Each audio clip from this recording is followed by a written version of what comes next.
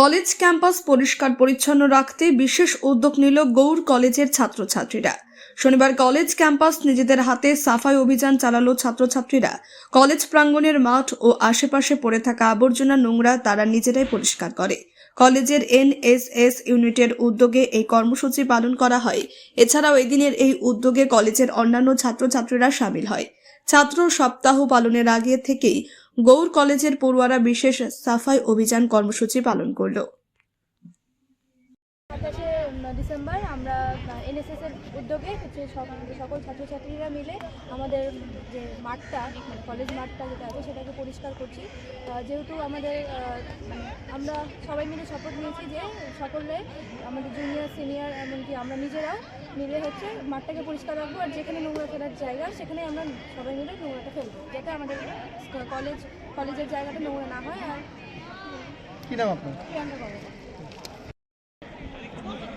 Sir, তো আজকে কি হলো?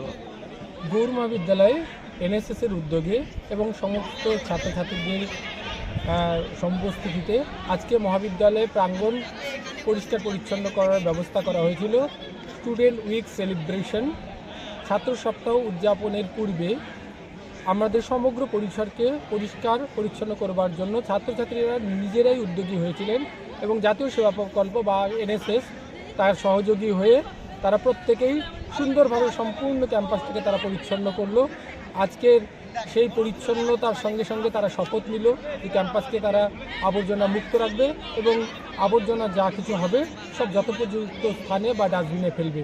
এটাই আজকের দিনে কার্যাবলীর শুভ সূচনা হলো। আপনার নাম ডেকে নিন। আমার নাম ডক্টর বিজয় ঘোষ, এনএসএস প্রোগ্রাম।